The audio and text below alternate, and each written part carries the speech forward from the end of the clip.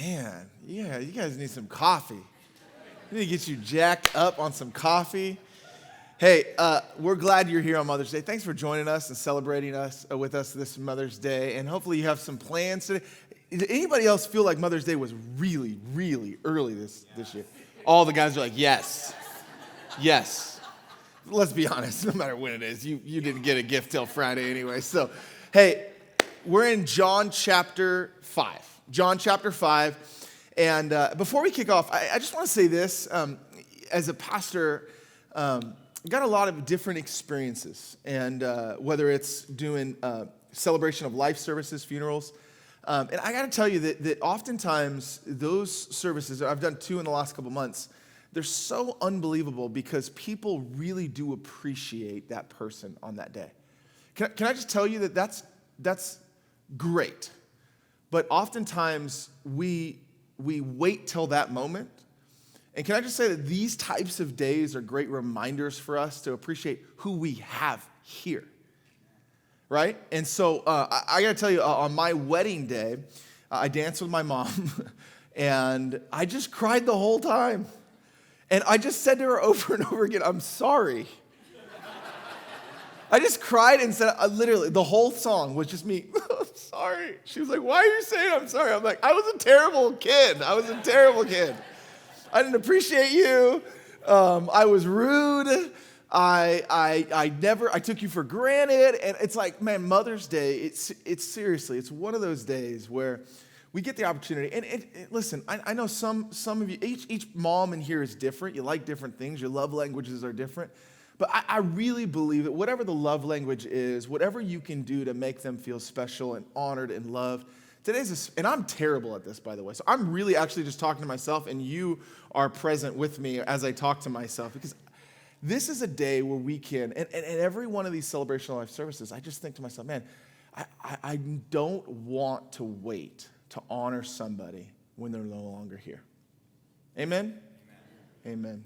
John chapter 5. It's an interesting story. And it gets into several different aspects of the walk or of the faith. And again, we're continuing this series, and it really centers on the person and work of Jesus. And there's been a conflict over the last couple chapters with Jesus and a group called the Pharisees, or the religious leaders. We would call them pastors or priests, right? They would be the religious establishment, right? And they have some political authority, but remember, Rome is over them, and so there's some political authority, but it's in concert with Rome, and it's quite confusing. But really, the Pharisees are over the Jews, and they hold the Jews to what we call, or what they called, the law, which is the Old Testament. And in this, we're going to see that Jesus disrupts a lot of how they apply the law. And yet Jesus didn't come to abolish the law, the Bible will say, but he came to what? To fulfill it. Watch what happens as this tension continues in John chapter 5. Sometime later, Jesus went up to Jerusalem for one of the Jewish festivals. Now there is in Jerusalem near the Sheep's Gate a pool, which is in Aramaic called Bethesda, and which is surrounded by 5 covered colonnades. Here a great number of disabled people used to lie: the blind, the lame, the paralyzed. One who was there had been an invalid for 38 years. So essentially, since he was born that way. It speaks to, even in this moment, right? Jesus is going to encounter one of those why questions that we have when we meet somebody that faces such difficult challenges from birth. One who was there, verse 5, had been I already read that. When Jesus saw him lying there and learned that he had been in this condition for a long time, he asked him, and this is an interesting question to ask somebody in this situation, isn't it? Do you want to get well? I would imagine that there's not a person in this room that doesn't face some sort of challenge in their life. Maybe it was something you were born with. For example, an addiction of sorts that you have, that you struggle with, that's genetic. Maybe you have some mental disability or learning disability. Maybe physically you have an ailment that you were either born with or developed over time. Maybe you just struggle in certain ways that anybody have something? Don't raise your hands because we're not going to all laser in on each other. But you have something that you struggled with, you've prayed against. And it doesn't matter how often you pray against it or pray for it to go away, it seems to always show up the next day. You tracking with me? Here's the question that Jesus will ask us. Do you want to get well? Now, for some of you, even Jesus asking that question brings up a crisis of faith. Because your prayers would indicate that, yes, I want to get well. Maybe you've prayed for somebody that you wanted to get well, that they wanted to get well, and they're not here. Maybe, can we just acknowledge for a moment in the room that today may be hard for some people in the room? Because either they grew up without a mom, or because recently they lost a dear mom.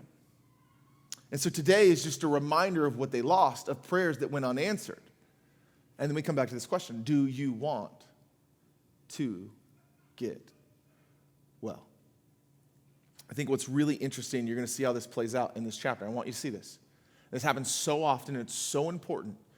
Okay? Even the Apostle Paul will pray for a physical ailment to go away. In fact, Corinthians will say he prays for it 3 times. And it is not taken away. And he'll conclude at the end of those prayers that because God didn't take it away, that God had given him that weakness to remind him of God's greatness. And so this question of do you want to get well, it's predicated on us having the right perspective of that question. Oftentimes, we have a perspective of what we think well is. But I want you to see how this plays out. He is going to heal this man. I think you see where this is going. But I want you to pay attention to what happens after he heals him, because when Jesus heals somebody, this typically is the response. You see, we're focused on outward healing. We're focused on being whole as physically, being whole mentally. Shoot, even being whole emotionally. Can I just tell you that Jesus' primary responsibility is for you and I to be whole what? Spiritually. It's not that he doesn't care about you physically. It's not that he doesn't care about you emotionally. It's not that he doesn't care about you mentally. But spiritually is what his primary task is. He dies on the cross, not so that you and I will never have a cold. He dies on the cross so that your soul is whole. So that when you face mental challenges, physical challenges, emotional disruptions, so that your soul is whole, and in the storm, in the struggle, you would be able to represent him even when it's hard.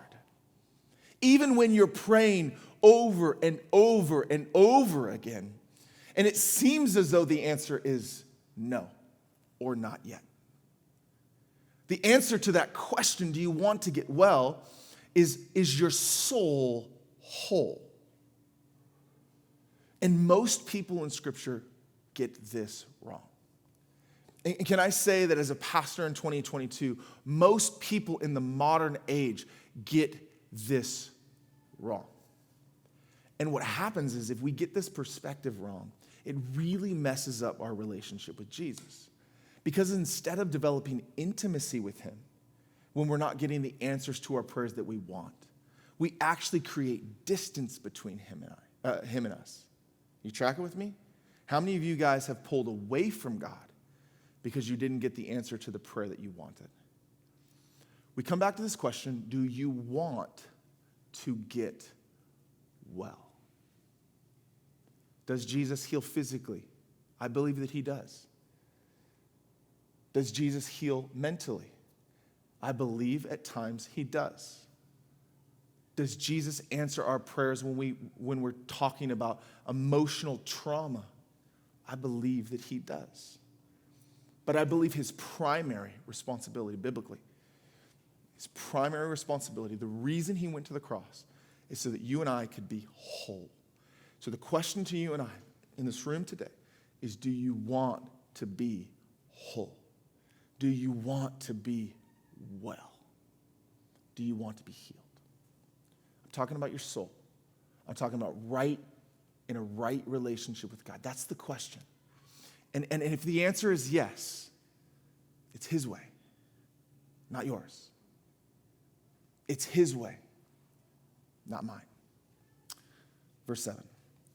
Sir, the invalid replied, I have no one to help me get into the pool when the water is stirred. There's something about that they believe in the stirring of the water that heals. And so people are thinking that this pool has the ability to heal. It's kind of like one of those, late night infomercials, right? Yeah, call right now, get this green handkerchief, right? By the way, those people are not Christians. Okay, I don't care how they pronounce Jesus. I don't care if they call him Yeshua. They're not Christians, okay?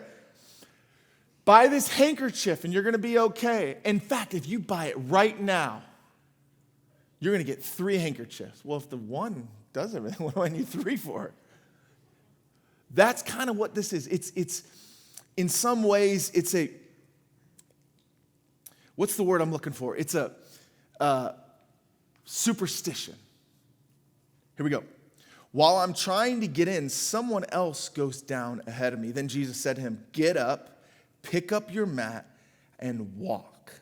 At once the man was cured. He picked up his mat and walked. The day on which this took place was a Sabbath. Dun, dun, dun. Jesus, how dare you not rest on the Sabbath? Don't you know the law? If you're a real teacher of the word, you would know the law. And we don't do anything on the Sabbath except for collect money. And so the Jewish leaders said to the men who had been healed, it is the Sabbath. The law forbids you to carry your mat. But he replied, the man who made me well said to me, pick up your mat and walk. That's the invalid. So they asked him, who is this fellow that told you to pick up your mat and walk? The man who was healed had no idea who it was. Don't you love that? Think about that for a moment. He has an encounter with Jesus. He doesn't even know his name. For Jesus had slipped away into the crowd that was there. Later, Jesus found him at the temple and said, see, you are well again. Watch this. This is the right perspective. He thought it was his body. But this is the right perspective. You ready? Stop sinning, or something worse may happen to you. Can you imagine not being able to walk your entire life? And somebody says, listen, now that you can walk, stop sinning, or something worse will happen. They're like, what worse thing could happen to me? You don't know what it's like to not walk. You don't know what it's like to watch your friends play ball as a kid. You don't know what it's like to watch every girl, right, look at another guy and then look at you and see something radically different. You don't know what it's like to watch your brothers succeed at something and you desperately just want to walk. You don't know what it's like. But this is the perspective of the original question, do you want to get well? It's this opportunity that through a right relationship with Jesus, that your soul will become well. And here's the promise of heaven. The promise of heaven is that one day there are no more tears, no more sorrow, no more cancer, no more disease. That's the promise of heaven. But until then, we live in a broken world where that exists.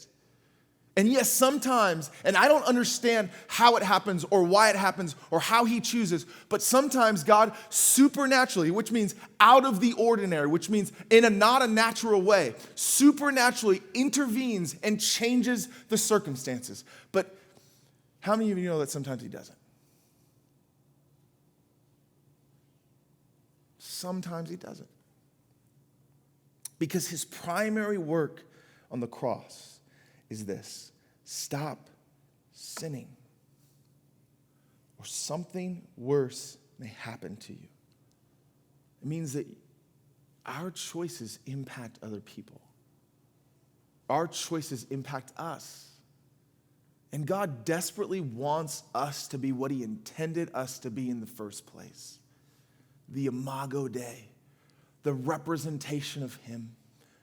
That even with our struggles, even with our circumstances, even with our ailments, that we would say, I declare that my life is dedicated to God, is dedicated to righteousness.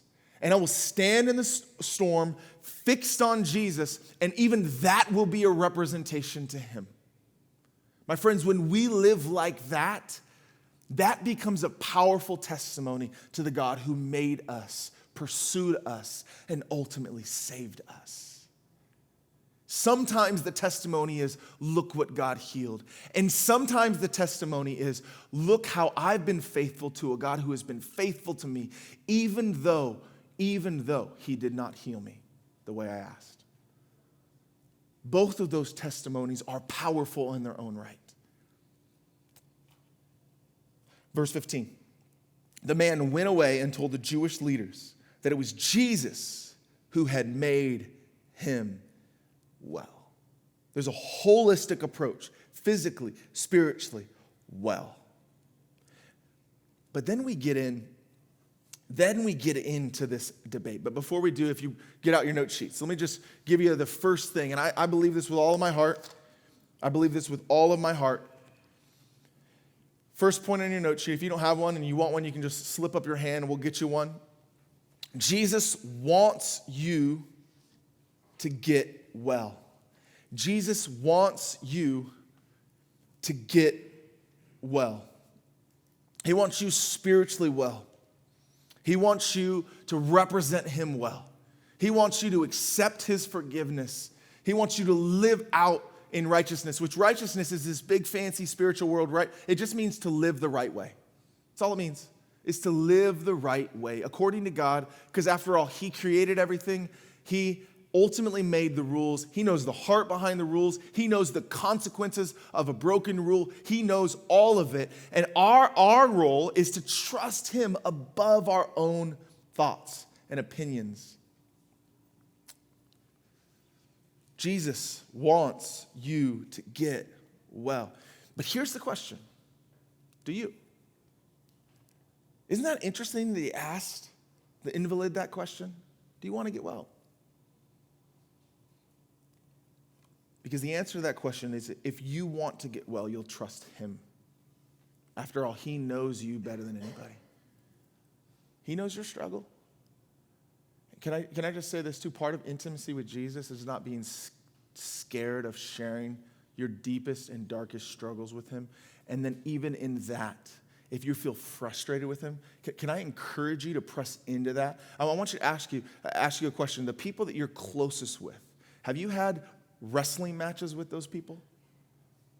Have you had emotional, not like physically wrestling. Some of you are like, well, not with entrance music. No, but haven't you wrestled? Haven't you had emotional moments, outbursts? Aren't you the most emotionally vulnerable with the people you're most comfortable with? Let me ask you a question. Moms, you know why your kids take things out on you? Because you're safe. Because they know that you'll love them. Because they know that the worst part of them exposed to you will never change how you feel about them. Let me tell you something. That's exactly how God feels about you. In fact, that very relationship is a reflection of God's opinion of you. The very reason, moms, you are like that is because you are the imago Dei of God and that you represent him. And so your kids, and I remember my mom used to drive me crazy. I grew up with my dad, kind of a Disneyland dad, a weekend dad. And my mom, man, she would show up to everything, but we always, would always take things out on her. And we'd feel bad for him. And she's like, yo, I show up to everything. Why are you yelling at me? Because she's safe. Because there's nobody on the planet that we trusted more than her. What if you approached your relationship with God like that? I'm not telling you to be disrespectful. I'm not telling you to ignore the fact that he's holy and set apart and all-powerful. But I am telling you that if there's any part of you that you restrict from God, then you don't have the level of intimacy with God that you can have. There is so many examples of that in Scripture. David is called a man after God's own heart, and it's not all because of his behavior. It's because of his prayer life. If you want to get well, I'm going to strongly encourage that whatever you're holding back from God, listen, that's what the enemy's sole job is to do. He wants to distract, disrupt, right? He wants to frustrate. He wants to leverage. He wants to put whatever wedge he can in between you and God. When a prayer is not answered in your timing or the way that you want, he's going to start to talk to you about how you're not really as close to God. If you were closer to God, and then you're going to pull more away. And then he's going to leverage that, and he's going to keep going with that same lie. And you're going to buy the lie, because you always buy the lie. And then all of a sudden, you're so far from God that you'll do the religious things to check the box, to convince yourself that you're okay. But you know deep in your soul, you don't really have that intimate relationship with God that you want. And I'm just telling you, the way out of that is to stop believing the lie. It's all been paid for. He's safe. He is holy, but he is safe. And an all-powerful God can handle your questions, can handle your frustrations, can handle your prayers that you've been praying over and over and over and over again, and you're not getting the response. Listen, Jesus wants you to get well. And he honors the persistent person that continuously opens up their heart to them, because you know he's safe. You know he's trustworthy. You know in the end he's always faithful. And yet, watch what happens in verse 16. They completely miss it. We're going from an intimate relationship with God to people that know all of the right things about God, but they don't have a relationship with God. There's a massive difference. Watch this. So because Jesus was doing these things on the Sabbath, the Jewish leaders began to persecute him. In his defense, Jesus said, "My Father is always at work to this very day, and I too am working." For this reason, they tried all the more to kill him. Let me just get this straight. The Sabbath is in the 10 Commandments. But isn't there something else in the 10 Commandments? Thou shalt not what? Yeah. You see how this works? When we get so caught up in rule following, we become so hypocritical, and then we're blind to our own hypocrisy. You see how blind they are to their own hypocrisy in this moment? Hey, you healed somebody on the Sabbath. You broke the law. We're going to kill you. Wait a minute. More often than not, you guys, we become guilty of the very accusation we put on somebody else.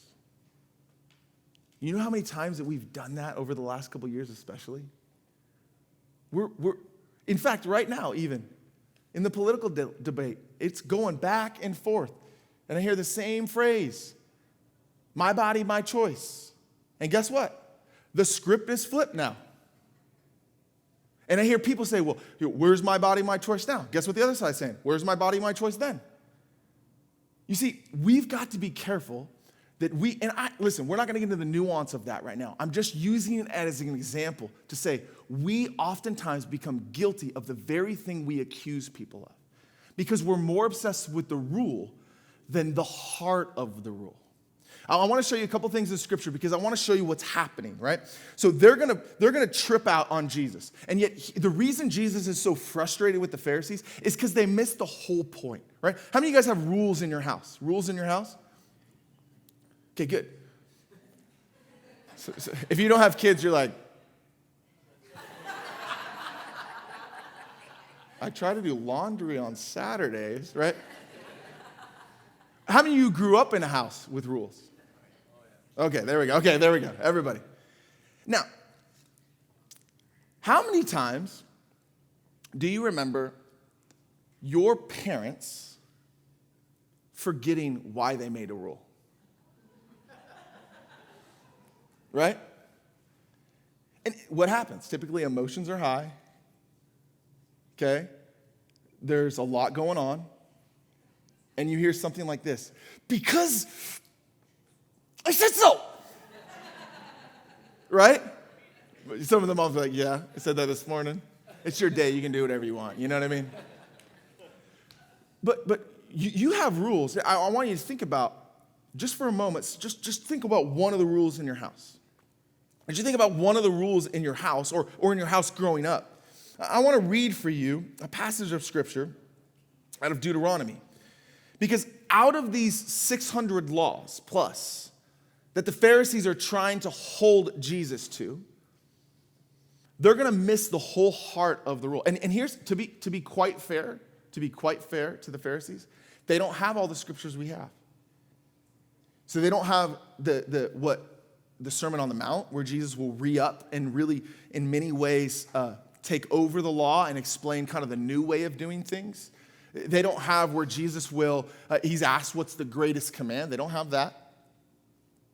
They don't have all the scriptures we have. So to be fair to the Pharisees, we need to enter into their moment, right? We can't judge things, right, on what we have. They're not held to those things. But I want you to see that they do have some of it. Deuteronomy chapter 6. I want to read for you verses 4 all the way through 9. Watch this. Here's what they did have. And they would have studied this, potentially even memorized this. Watch this. Hear, O Israel, the Lord our God, the Lord is one. Love the Lord your God with all your heart, with all your soul, with all your strength. These commandments that I give you today are to be on your hearts. Impress them on your children. Talk about them when you sit at home and when you walk along the road, when you lie down and when you get up. Tie them as symbols on your hand and bind them on your foreheads. Write them on the door frames of your houses and on your gates.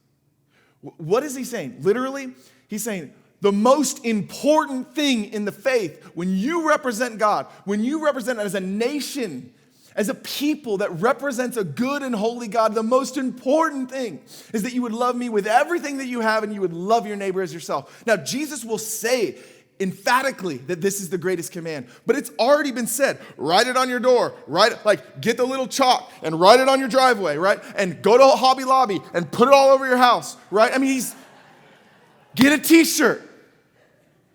Put a bumper sticker on it. He just walks through everything, right? It's like, this is the most important thing in the faith. It's so clear. And the Pharisees, you know what? The Pharisees, they got most of the law right. Can I just tell you that?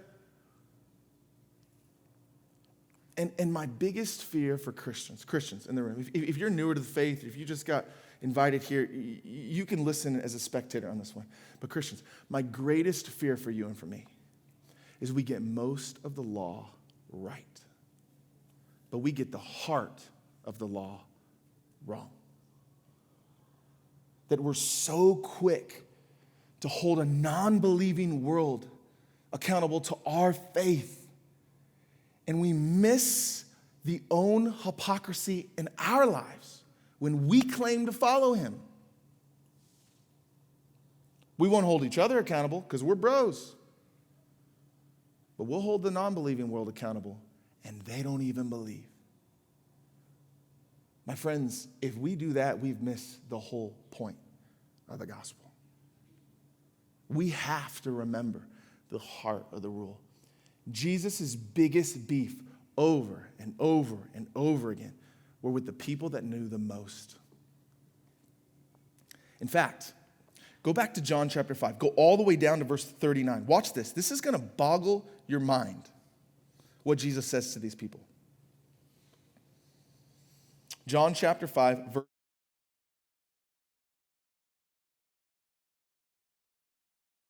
You imagine a pastor saying this today? You ready? You study the scriptures diligently because you think that in them you have eternal life. Wait, what are you saying, Jesus?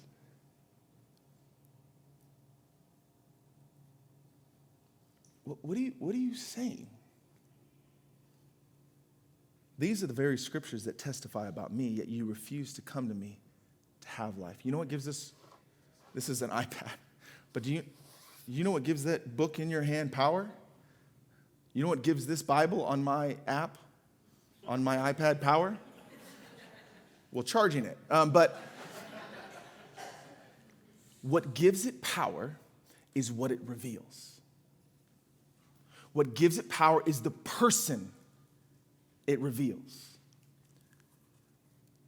And yet it's saying, listen, even Scripture can become an idol. That's what it's saying. The number one, you may have no other idols before me.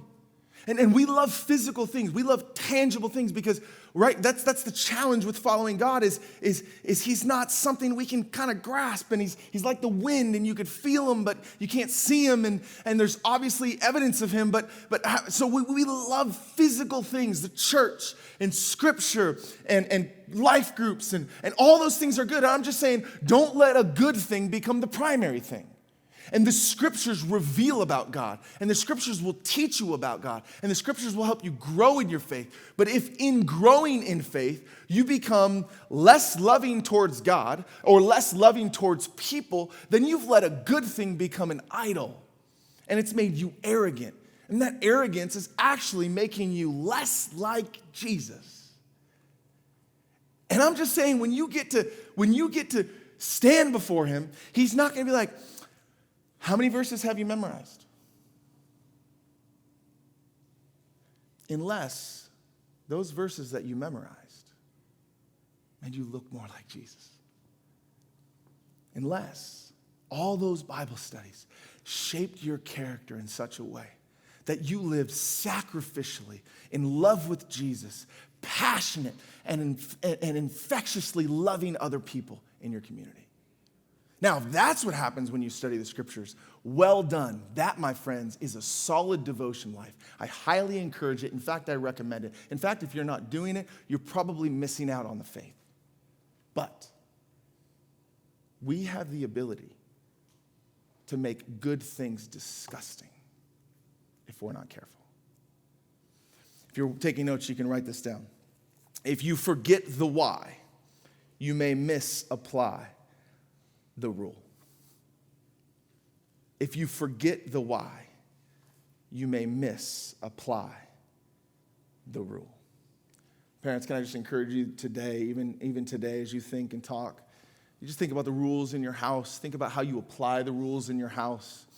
Think about the things that you're doing. This, of course, applies to everything in life. Parenting, if you've got a career, if you forget the why, forget it. You're going to go real stale in your career. Your marriage, if you forget the why, you're going to get real stale in your marriage. The why drives the what. Don't let the what drive the why. Every area of your life, let the why drive the what. And when the what becomes mundane, you probably forgot the why.